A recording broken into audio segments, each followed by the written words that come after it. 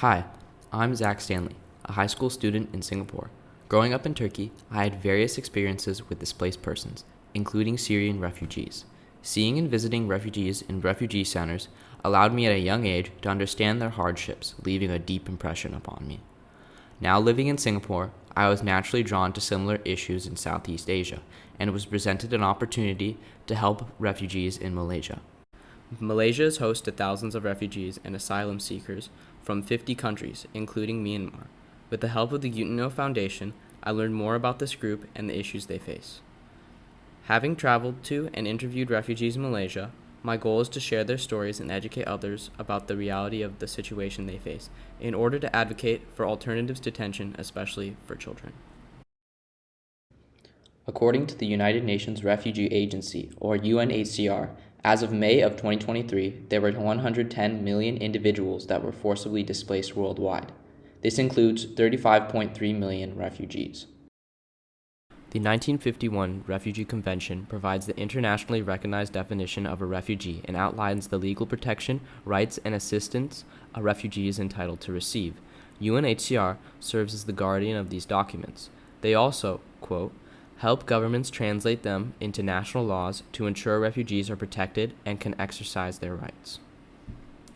According to a journal article written by Maya Janmir, at the end of 2020, 149 states were party to the 1951 convention. Malaysia, however, does not recognize the UN Refugee Convention, nor is it a signatory. As a result, any undocumented refugee or immigrant will be classified as an illegal immigrant under the Immigration Act. Refugees in Malaysia are marginalized and restricted from accessing basic services like education, medical care, rights to work, and freedom of movement. The UNHCR's goal is to look for solutions for the issue of refugees in Malaysia. The UNHCR, or UN Refugee Agency, was established in 1950 and has provided support for refugees, asylum seekers, displaced, and the stateless. In Malaysia, activities conducted with regard to refugees have to do with status, documentation, and registration of refugees. Resettlement or relocation to another country is one of the many solutions the UNHCR uses to solve the issue of refugees.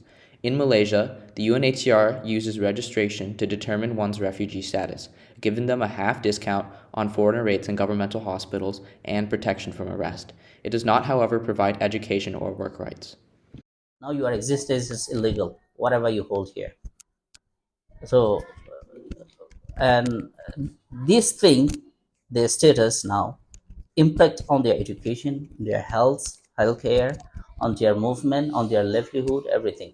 So, as long as you are not recognized as legal here, now you are not allowed to go to the work. So whatever you want to work, for example, I have my PhD now, I cannot apply for a job there because of this card.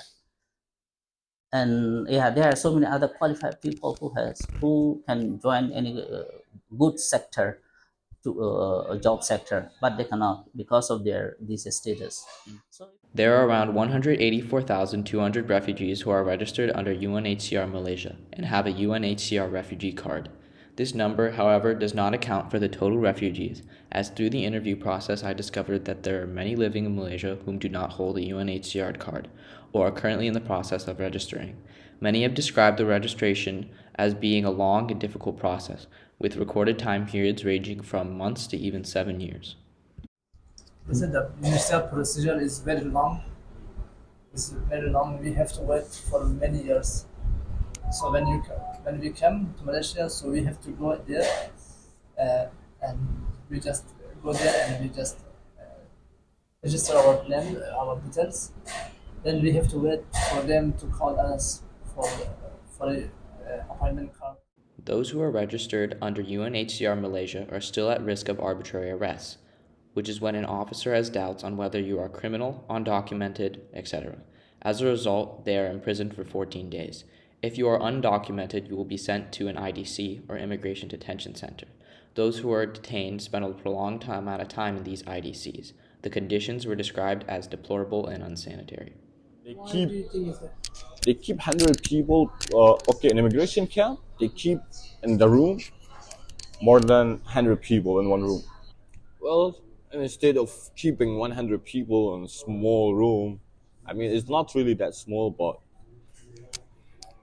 it's really bad because like even when it comes to even when it comes to when you want to shower, everybody shower at the same time is really bad. It's really nasty. They should improve that. They should like provide mattress. Not sometimes they don't really like provide you with soap or or shampoo or brush teeth. Yes, but small one. After maybe like 2 weeks is gone, it's finished, or 1 week. Like after 2 weeks or 1 month, maybe it's finished. So they don't even provide you soap or anything. Like basically, they treat people there as animals. The UNHCR can't access these IDCs to determine their refugee status. Releasing refugees from IDCs becomes difficult as they cannot be let back anywhere because of their lack of documentation and the fact their refugee status has not been determined. Based on the several interviews I conducted, I discovered that every case is unique and that refugees come to Malaysia for a variety of reasons. Some Rohingya from Myanmar expressed that they were seeking better life from ethnic cleansing or persecution, as a result, not being able to be deported back to their country. Many of those I interviewed have opinions on how their situation for refugees could be improved. However, fewer have ideas about ATD. According to the International Detention Coalition, alternatives to detention, or ATD, are, quote, any legislation, policy, or practice, formal or informal, that ensures people are not detained for reasons relating to their migration status. ATD is a difficult topic for interviewees. The issue remains that these people are undocumented and no one wants to just let them go from detention.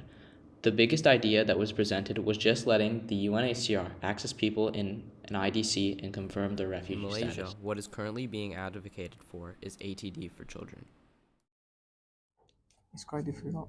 UNHCR could not even get into immigration camp. So what we can do is that the other big NGO operated by UNHCR, and the other Amnesty, and then everyone is trying, I believe, but it doesn't really get into the topic. But if people could, this kind of like some media. That's why, for example, here it will be another what we call possible way to deal with the refugees, unregistered refugees, for example.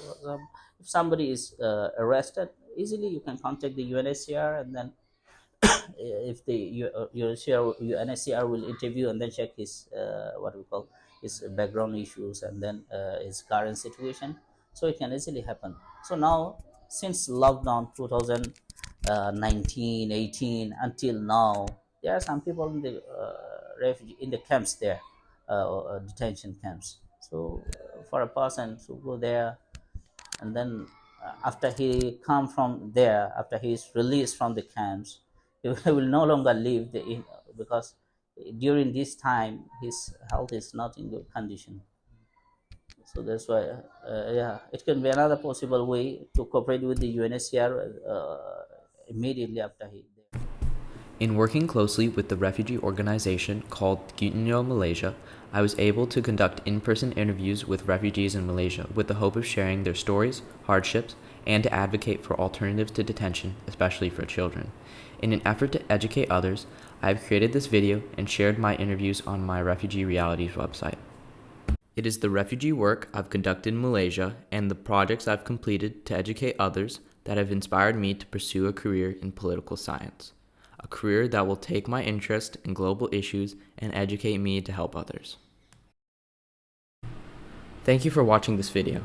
If you are convinced about the need for alternatives to detention, especially for children, to help the plight of refugees in Malaysia, please share this video and create more awareness so that we can make a change.